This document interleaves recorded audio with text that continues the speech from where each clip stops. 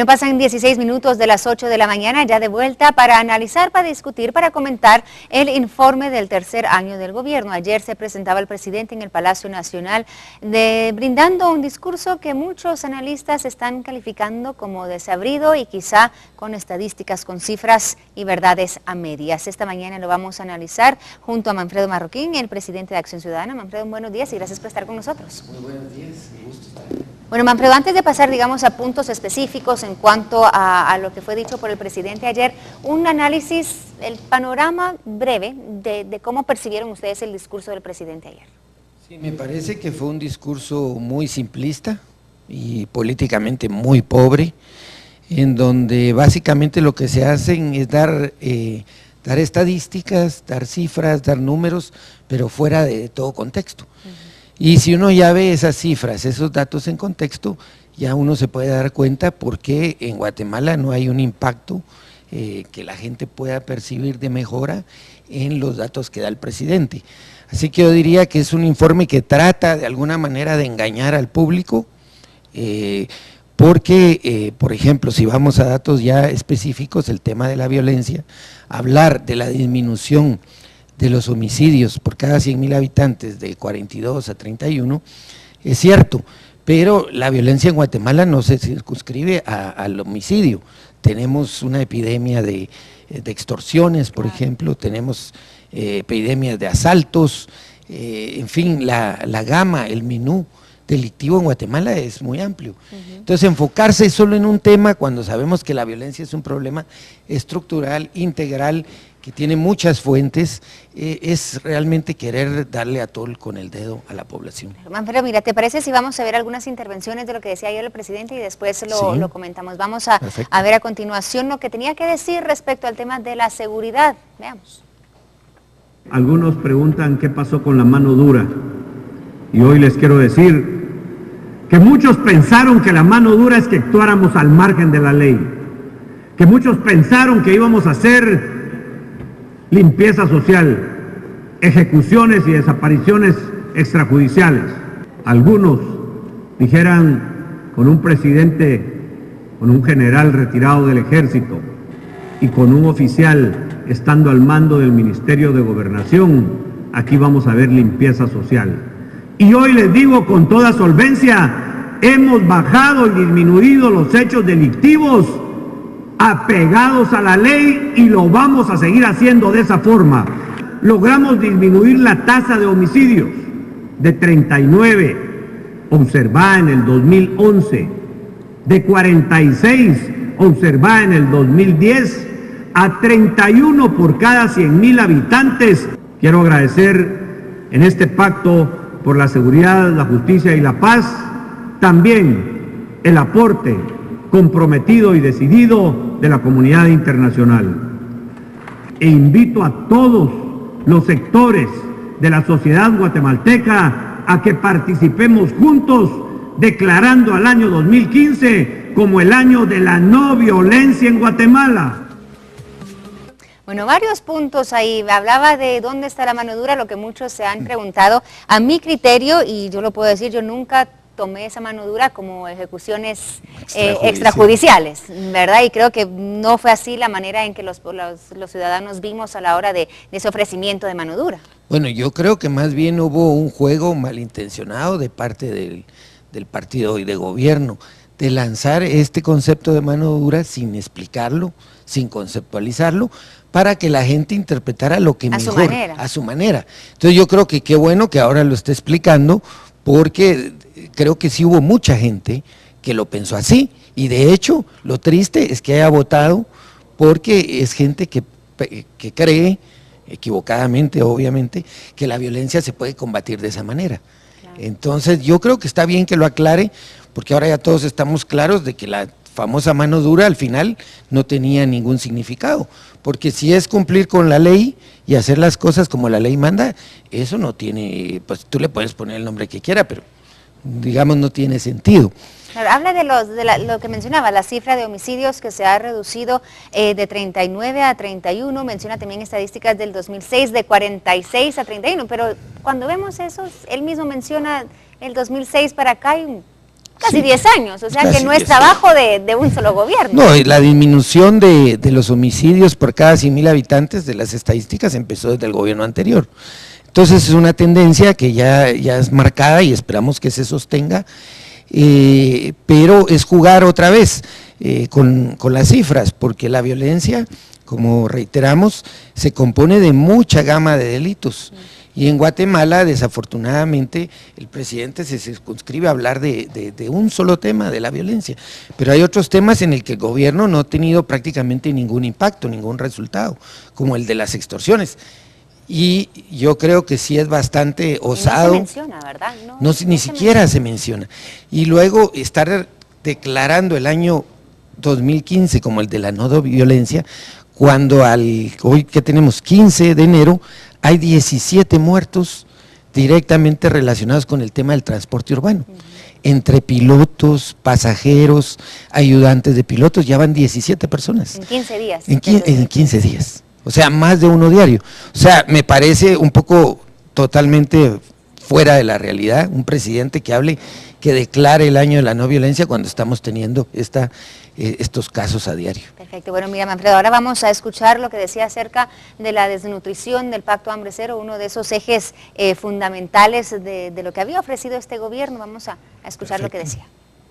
1.7% de la prevalencia de la desnutrición crónica, lo que gobiernos anteriores se habían tardado 15 años para alcanzarlo, lo logramos en un año de intenso trabajo. Además, se redujo el 4.5% de la prevalencia de la anemia en los 166 municipios priorizados. Redujimos en 12% la maternidad materna y un 26% la maternidad infantil. Todas estas acciones han contribuido a que no se repitieran acciones y situaciones de inseguridad alimentaria y que actuáramos de manera preventiva, lo cual repercutió en una disminución del 15% de casos por desnutrición aguda.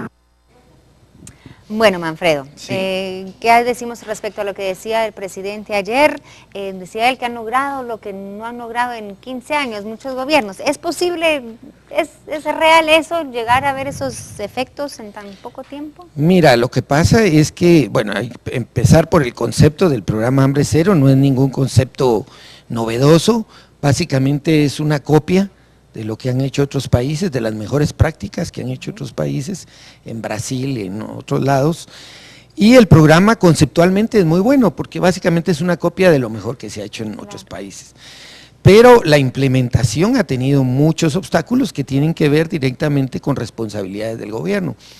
Y el escaso resultado que hoy se muestra del 1.7, además que cubre solo los 166 municipios donde… O sea, no es una cifra o una estadística Nacional. nacional. Además, la desnutrición crónica no tiene que ver solo con los niños que no tienen nada que comer o que las familias son pobres para no darles de comer. Recordemos que hay mucha desnutrición crónica en Guatemala porque hay mala educación nutricional. Digamos, hay personas en el campo que tienen dinero para comprar alimentos, pero ¿qué le dan a los niños? Les dan una agua gaseosa y les dan un alimento sin contenido, digamos, nutritivo. Entonces, hay muchos factores, pero este programa, el problema que ha tenido es su politización.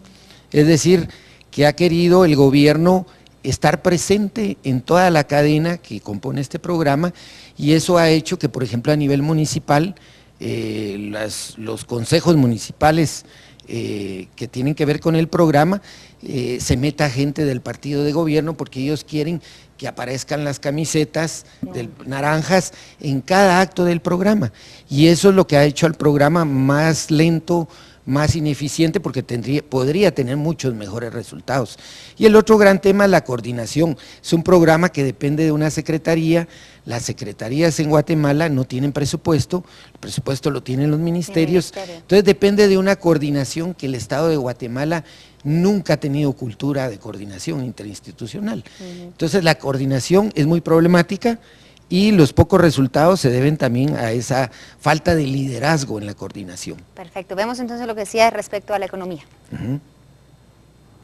Las exportaciones aumentaron un 7.8% derivado de un mejor contexto internacional, y las acciones impulsadas en el marco de la agenda de negociaciones comerciales, tuvimos una mejora de un 5.4% en el ingreso de divisas por turismo, y esto fue el resultado de un incremento del más de 7% de visitas de turistas al país. En el año 2014 crecimos más de un 4%, esto está por arriba del promedio de Centroamérica, de Latinoamérica y del promedio del crecimiento mundial. Un impulso a la creación de 166,000 empleos formales que gozan de sus prestaciones sociales, hecho nunca antes vista en la historia del país. El ICS, en el año 2012, entregamos 4.5 millones de libros de lectura a escuelas de preprimaria y primaria en todo el país. En el 2013 entregamos 1.3 millones de libros a estudiantes de ciclo básico y diversificado. Y en el 2014 ampliamos este esfuerzo con la adquisición de 2.8 millones de libros adicionales para enriquecer las mini bibliotecas de preprimaria y primaria. Bueno, hay una mezcla de temas de crecimiento económico y también de educación. Manfredo, 4% de crecimiento económico dice el presidente, pero lo que se preguntan muchos es el impacto al desarrollo que está teniendo este crecimiento. Mira, primero es un crecimiento muy moderado, muy modesto en relación a lo que necesita el país. Segundo, es un crecimiento que no es producto de las políticas del gobierno, es producto de que nosotros somos una economía muy vinculada a Estados Unidos y Estados Unidos se está recuperando con mucho auge. Y entonces ese crecimiento está asociado al despegue de la economía estadounidense después de la crisis mundial. Entonces ahí hay una verdad, yo diría una casi mentira completa respecto al crecimiento atribuido a su gestión.